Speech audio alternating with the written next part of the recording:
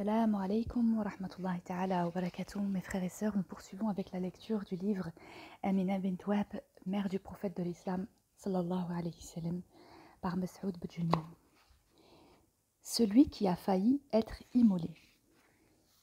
Abdallah ibn Abd al-Muttalib, le père du prophète, sallallahu alayhi wa sallam, était le plus beau et le plus viril des jeunes de Quraysh de son époque. Selon les historiens et les biographes du prophète, sallallahu alayhi wa sallam, lorsque Abdallah ibn Abd al-Muttalib demanda la main d'Amina bint Wahb, il suscita une grande déception et un immense regret auprès des jeunes filles qurayshites de l'époque. En sus de sa beauté physique, de son esprit chevaleresque, de sa noblesse personnelle et de son appartenance familiale, Abdallah jouissait déjà d'une grande notoriété pour avoir été épargné d'une immolation certaine par Allah le Très-Haut. L'immolation de Abdallah ibn Abd al-Muttalib a fait l'objet d'un récit confirmé par tous les historiens et les auteurs de l'agréable biographie du prophète sallallahu alayhi wa sallam, lui qui aimait dire de sa personne qu'il était le fils des deux sacrifiés. Allusion faite à son père Abdallah ibn Abd al-Muttalib et à son ancêtre Ismaïl alayhi salam, fils du prophète Ibrahim alayhi salam. Tout le monde connaît le récit du sacrifice du prophète Ismaïl alayhi salam, lorsqu'Allah le Très-Haut ordonna au père des prophètes, Ibrahim, salam, en l'occurrence, d'immoler son fils dans le but de tester son degré d'obéissance et sa foi en Allah, ainsi que la soumission d'Ismaïl salam, à l'appel de son père, lui disant « Fais ce qu'Allah t'a commandé de faire. Si Allah le veut, tu me trouveras du nombre des endurants. » Sourate 37, verset 102. Par contre, le récit du sacrifice de Abdullah ibn Abd al-Muttalib, le père du prophète sallallahu alayhi wa sallam, a une corrélation avec la source d'eau de Zemzem. Pour l'histoire, le puits de Zemzem n'était pas l'unique source qui existait jadis à la Mecque. Il y avait en effet un puits portant l'appellation d'At-Tour, creusé par un certain Abd Shams ibn Abd Manaf, ainsi qu'un autre portant l'appellation de Badr et creusé par Hashim ibn Abd Manaf, et enfin un troisième appelé Sajla, creusé par El-Matham ibn Adi. Quant aux autres puits, ils furent creusés par les Banu Asad à l'instar du puits de Soukia. Mais par-dessus tout, le puits de Zamzam était et restera pour l'éternité le préféré de ceux de la Mecque, voire de la planète entière. Il s'agit tout simplement de ce célèbre puits dont Allah le Très-Haut ordonna à l'archange Gabriel alayhi salam de faire jaillir son eau du sol au moment où Hajar se mit à faire des va-et-vient incessants entre Safa et Marwa, endroit désert à l'époque, à la recherche d'une eau susceptible d'étancher sa grande soif et celle de son bébé, qui, tenaillé par une soif intense, risquait de mourir à tout moment. En outre, le puits de Zamzam tire aussi sa préférence de sa proximité de la maison sacrée d'Allah et de la douceur de son eau qui n'a pas d'équivalent. Preuve en est qu'Abu Dhar el-Rifari resta plusieurs jours sans nourriture, se contentant seulement de boire de l'eau de Zamzam, ce qui amena justement le prophète sallallahu alayhi wa sallam à dire que cette eau bénie constituait à la fois une boisson et une nourriture. De leur côté, les Banu Hachem se vantaient d'être les propriétaires du puits de Zemzem, ce qui inspira un poète à composer ces vers. De nos ancêtres, nous avons hérité la gloire, laquelle a favorisé notre essor. Zemzem, c'est notre origine, de quoi crever l'œil à l'envieux. Dans un premier temps, le puits de Zemzem fut l'objet de remblayage de la part des Banu Jarhum, dit-on des oncles paternels du prophète Ismaïl alayhi salam, lesquels s'installèrent à la Mecque et firent ce qu'ils firent avant d'être chassés par la suite. Certains historiens ont rapporté que la découverte de l'emplacement de l'endroit où se trouvait le puits de Zemzem fit suite à un rêve ou à une voix intérieure qu'avait entendu Abd al-Muttalib. Sachant que l'emplacement du puits en question s'était effacé avant de disparaître complètement avec le temps. Quand Abd al-Muttalib décida de creuser à l'endroit indiqué, les Qurayshites s'opposèrent à son choix du fait que l'endroit abritait certaines idoles qui faisaient l'objet de leur vénération. Les gens se mirent à se moquer de lui car il n'avait pas beaucoup d'enfants. Puis, lorsque l'eau jaillit du puits de Zemzem, Abd al-Muttalib leva les mains au ciel en guise de reconnaissance envers Allah le Très-Haut, fit cette promesse. Si j'ai 10 enfants et que ceux-ci grandissent avec moi jusqu'à devenir capables de me protéger, j'immolerai l'un d'entre eux devant la Kaaba en guise de remerciement pour Allah le Très-Haut. Par la suite, Allah le Très-Haut combla Abd al-Muttalib bin Hachem de 10 garçons dont le plus jeune fut Abdallah, le père du prophète sallallahu alayhi wa sallam. Il était de ce fait le plus beau et le plus aimé de son père Abd al-Muttalib. Ce dernier chérissait plus particulièrement Abdallah en dehors de tous ses autres fils. Dès que Abdallah atteignit la maturité, son père fit réunir ses fils pour les mettre au courant du vœu qu'il avait fait à Allah et qui consistait à immoler l'un d'entre eux devant la Kaaba. Tous ses enfants approuvèrent sa décision. Pour tenir sa promesse, il ne restait plus qu'à désigner le fils à sacrifier. Aussi, Abd al-Muttalib se confessa à ses fils en leur disant « Nous allons nous rendre à la Kaaba, et là, chacun d'entre vous prendra une fléchette sur laquelle il mettra son nom. Ensuite, nous procéderons à la consultation du sort.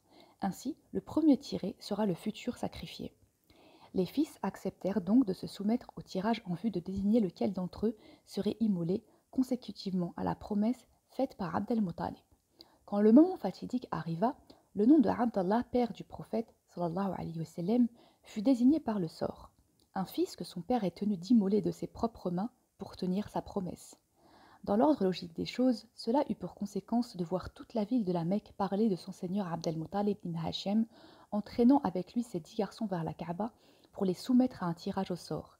Un tel événement ne laissa personne indifférent, si bien que tout le monde, hommes, femmes et enfants, se mirent à le commenter. Chaque habitant de la Mecque sortit de chez lui pour constater de visu l'horrible sentence. Puis les yeux de Abd al-Muttalib se mouillèrent de larmes alors qu'il conduisait son fils préféré, Abdallah, en l'occurrence, vers le lieu du sacrifice. À l'époque, les Arabes avaient l'habitude de procéder à leur sacrifice juste devant les deux fameuses idoles qui s'appelaient Naïla et Asafa, deux amoureux dont on raconte qu'ils s'étaient fixés rendez-vous dans l'antre de la Kaaba et qui, sous l'emprise de Shaitan, commirent l'infâme péché d'adultère. C'est alors qu'Allah le Très-Haut les punit en les transformant en pierre, selon la légende. Quoi de plus naturel aussi que de voir Wahb, le maître des panneaux Zahra et le père d'Amina, accompagner son fidèle ami Abd al-Muttalib ibn Hachem en ces moments troublants. En effet, Wahb était au courant, comme tous les habitants de la ville, de l'idée de Abd al-Muttalib d'entraîner ses 10 fils vers la Kaaba pour les soumettre à un tirage à travers la consultation du sort. Il en parla même à son épouse Bara et à sa fille Amina. Ensuite, Abd al-Muttalib prit la direction d'un emplacement proche de la Kaaba pour immoler son fils Abdallah. Arrivé à destination, il sortit un couteau pour passer à l'acte. Entre-temps, le nombre des personnes commença à grossir progressivement à proximité des deux idoles. Dès que les gens virent le beau visage de Abdallah et son obéissance aveugle, clairvoyante à son père, les femmes se mirent à pousser des youyous alors que les enfants pleuraient tout naturellement. Dans une telle atmosphère, il ne restait plus aux hommes qu'à dissuader Abd al-Muttalib d'immoler son fils Abdallah. Parmi les hommes qui étaient opposés au sacrifice de Abdallah figurait son ami Wahb ibn Abd Manaf, le père d'Amina, ainsi qu'un certain Abdallah ibn Omar ibn Makhzoum et Wahib, un oncle paternel d'Amina. C'est ainsi que Wahb lui dit « Par Allah, jamais tu n'égorgeras Abdallah au risque de le regretter. Si chaque homme faisait comme toi en immolant son propre fils, c'est toute la race humaine qui disparaîtrait. » Abdallah ibn Omar ibn Makhzoum dit quant à lui « Ne l'égorge pas, au risque de le regretter par la suite. Si on peut le racheter avec nos biens, alors on n'hésitera pas à le faire. » Un homme Qurayshite intervint avec une proposition que tout le monde accepta en conseillant à Abd al-Muttalib de faire la chose suivante. Je te conseille de partir avec Abdallah vers le Hijaz. Il y a là-bas une femme devineresse du nom de Sadja que tu consulteras en lui posant la question sur le sujet. Si elle t'ordonne de l'égorger, fais-le. Mais si elle t'indique une issue favorable aussi bien pour toi que pour lui, exécute ce qu'elle te dira. Abd al-Muttalib prit donc son fils en compagnie de Wahb ibn Abd Manaf et de son père Wahib et se dirigea vers la ville en question à la recherche de la devineresse. Quand ils apprirent qu'elle était à Khaybar, ils allèrent la trouver là-bas. Une fois devant elle, Abd al-Muttalib la mit au courant de son histoire et de sa décision de tenir sa promesse suite au vœu qu'il avait fait. En guise de réponse, elle leur dit « Revenez un autre jour, le temps de recevoir mon démon et de lui poser la question. » On rapporte à l'époque que la dite femme faisait appel à un démon très au fait des sciences occultes. À sa sortie de la maison où se trouvait la devineresse, Abd al-Muttalib leva les mains au ciel et implora Allah en disant « Ô Seigneur, fais-moi miséricorde ainsi qu'à mon fils Abdallah. » Le jour suivant, ils retournèrent chez la devineresse. Avec une voix troublée d'émotion, Abd al-Muttalib lui demanda « As-tu reçu la visite de ton démon ?» Elle répondit « Oui ». Il demanda « Qu'est-ce qu'il t'a dit ?» La femme fit un mouvement de la tête de haut en bas et demanda à Abd al-Muttalib « À combien estimez-vous le prix du sang chez vous ?» Il répondit « À 10 chameaux. » Elle dit alors « Retournez à la Mecque. Ensuite, prends ton fils avec toi vers la Kaaba, fais-le approcher au même titre que les 10 chameaux, puis tire les fléchettes après avoir consulté le sort. Si la fléchette du chameau sort la première, égorge-les. preuve que votre Seigneur a accepté que Abdallah soit racheté. En revanche, si la fléchette de ce dernier sur la première, ajoutez 10 autres chameaux, et ainsi de suite. La caravane prit alors le chemin du retour vers la Mecque. À son arrivée, elle fut accueillie par tous les habitants de la ville, au point que ses rues s'avérèrent trop exiguës pour recevoir toute cette foule, venue s'enquérir du sort de ce jeune homme au beau visage et de surcroît au plus noble et au plus aimé des fils du seigneur de la Mecque, Abd al-Muttalib ibn Hachem. Naturellement, dans ce genre de situation, Amina se mit à l'instar des autres personnes à attendre avec peine le sort qui serait réservé à Abdallah. Tout en se dirigeant vers la Kaaba en compagnie de son fils, Abd al-Muttalib ne cessa d'implorer Allah, le Très-Haut, de le combler, lui et son fils, de sa miséricorde. Quand on procéda au tirage, la fléchette de Abdallah sortit la première. On ajouta alors 10 chameaux.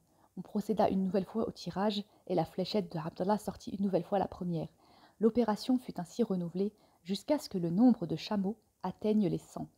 Dès lors, lorsqu'on recommença le tirage, la fléchette du chameau sortit cette fois-ci la première, ce qui poussa Wahb ibn Abd Manaf à lancer Abdallah ibn Abd al-Muttalib est sauvé. Ton Seigneur vient d'accepter ces 100 chameaux que tu dois égorger. Ainsi furent égorgés les chameaux, dont la chair profita à tout le monde, même aux animaux, comme le soutint l'historien Tabari. Depuis ce fâcheux épisode, Abdallah ibn Abd al-Muttalib devint par la force des choses un centre d'intérêt pour les gens. Bien des jeunes filles Qurayshites l'auraient espéré comme époux. Wassalamu alaikum wa rahmatullahi ta'ala wa barakatuh.